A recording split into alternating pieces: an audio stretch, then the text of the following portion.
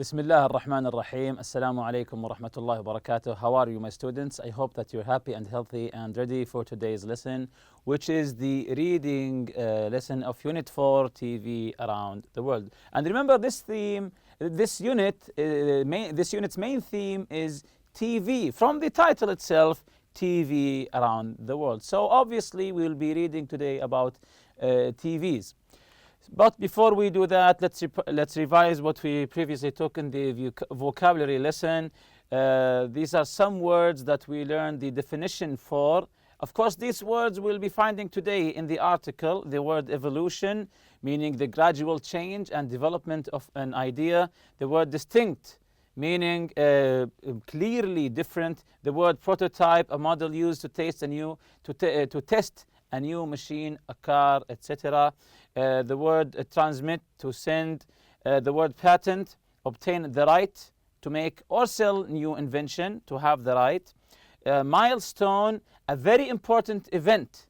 Milestone, an important event in the development of something. So in the development of any machinery, the event here is called milestone, a very important event. Affluence, meaning having plenty of money and possessions. Then we took where these words will come in today's lesson. Of course, we will be finding them today, these words, evolution, distinct, etc. So let's indulge in our lesson today. These are the objectives for today. Predict the reason why would someone hate TV. Distinguish the text main ideas. Find out the meaning of new words. Match the inventor to his invention. Match the invention with its effects. Find the reason behind calling it the TV, the tube, of course. Answer questions about the text. So normally we'll be reading a text, the text for today, the article. Then we'll be answering some questions about it. So this is, of course, what we have in our houses. In each house, this is a TV. Maybe you're now watching me from your TV. Before reading question here, television is popular around the world. This is a known fact. Television is extremely popular. It's in almost every house in the world. Why do you think it's so popular? Why are TVs so popular? What makes them popular? Can you think of one or two reasons? Because they entertain us, because we spend our time on them. If you want time spent, especially now, smart TVs, we can use them to watch our movies, our TV series, or maybe record what we watch. So now TV has came a long way from the beginning of its history. How much do you think you know? How much do you know about television? How much do you know about television? Do you just know the brands for the television? Do you know the history of television? Who invented the television? What were the steps to invent television? Of course, all of that will be answered in today's article. But there is no argument that TV is an essential piece of furniture in our houses, if you consider it a furniture. So this is the today's article, a brief overview of the history of television. A brief, all of this article, just a brief overview of the history of television. So let's listen to it together and pay attention to the details, because later we'll be answering some questions. Let's listen. Television was not invented overnight by a single person. The work of many people over a number of decades contributed to its evolution. In the early days, two distinct schools of thought in technology influenced different researchers and the course of their investigation. The first one was based on the technology of Paul Nipkow's rotating discs that supported a mechanical television system, and the second one on an electronic television system that used a cathode ray tube developed independently by two inventors, Campbell Swinton and Rosing. Paul Nipkow, 1860 to 1940, who invented the Nipkow disc in 1884, was the first person to discover the scanning principle that allowed small portions of an image to be analyzed and transmitted. However, it is unclear whether Nipkow actually built a working prototype of his television system. So this is the first part of the article. Let's continue to the second part. Electronic television is based on the development of the cathode ray tube, which can still be found in modern television sets. Philo Farnsworth, 1906 to 1971, was the first inventor to transmit a television image, a $sign, using the dissector tube, which is the basis of all current electronic televisions. The American engineer started experimenting with electricity when he was 12, when he built an electric motor and produced an electric washing machine. He was still in high school when he conceived of his ideas for television. A lot of people wrongly believe that color television is a recent idea. In actual fact, the earliest proposal for color television was patented in 1904, while in 1925 Zworykin filed his proposal for an all-electronic color television system. Commercial broadcasting, however, started in the early 50s, a quarter of a century later. So here in this part of the article, they're talking about colored television. When was it invented? Of course, if you search online about the first broadcast of the television and compare it to what you see now in the latest technology, the 4K, the 8K clarity, and the color system, you will see how long has the television came for maybe 100 years or more. So you know, and it's not stopping now, of course. So as it says here, a lot of people wrongly believe that color television is a recent idea. People think that color television is a recent idea. In actual fact, the earliest proposal for color television was patented in 1904. That's more than 100 years. So while in 1925, Zworykin filed his proposal for an all-electronic color television system. So in this article, there are a lot of information. Let's continue with the article. John Baird, 1888 to 1946, is a researcher who is best remembered for inventing a mechanical television system, based on Nipkow's scanning disk idea. Actually, his work included a number of technological milestones in the history of television. He created the first televised pictures of objects in motion, 1924, the first televised human face, 1925, color television, 1928, stereoscopic television, and television by infrared light that were presented and demonstrated before the 1930s. Vladimir Zworykin, 1889 to 1982, the inventor of the iconoscope, a transmission device, as well as the kinescope, i.e. the cathode ray tube, in 1929, was one of the first to demonstrate a television system with all the features of modern television, otherwise called the tube. Most people in Britain that use the word tube to refer to television, fail to make the connection between the television set and the cathode ray tube.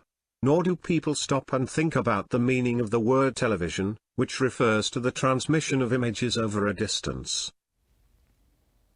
So this is the definition. If you want to define the word television, refers to transmission of images over a distance. So maybe this is, if you find it correct definition to a television, broadcasting again, transmission or broadcasting, transmission of images over a distance. Is this a correct definition for a television?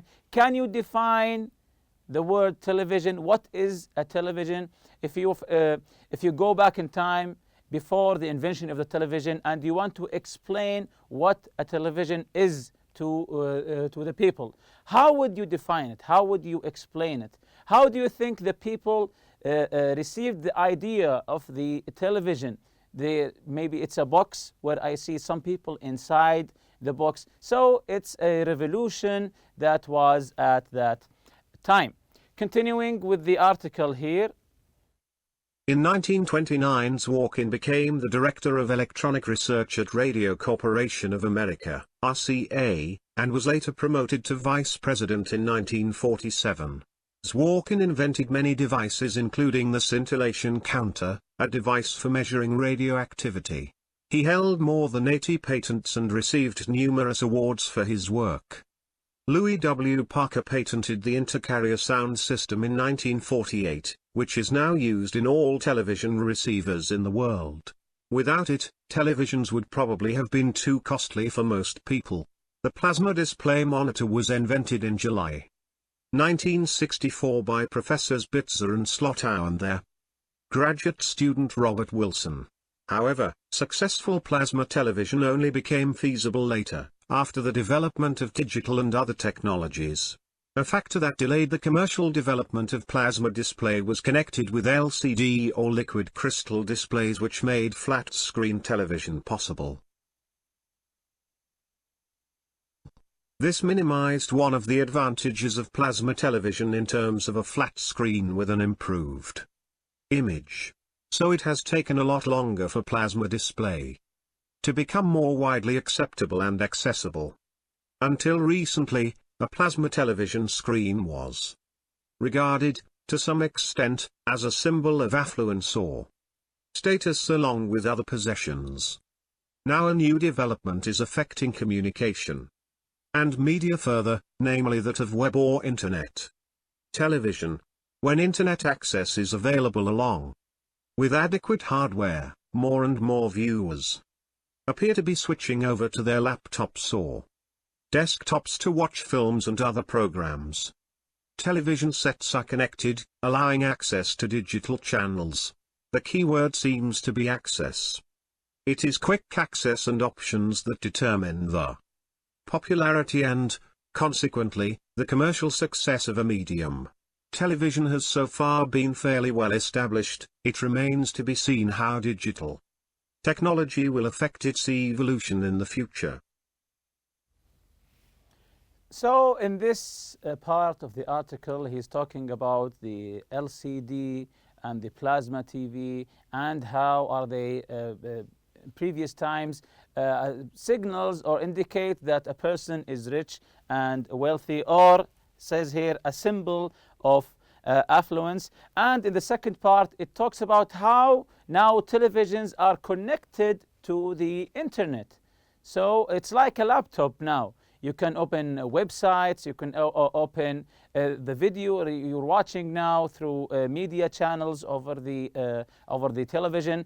So television, as I said before, came a long way from just trying to put some colors on the TV or just make it brighter or make it clearer. Now we're talking about the connection to the internet, the media applications on the TV, and etc. So this is the after reading questions, answer the questions, now that we have listened to the article and read it together.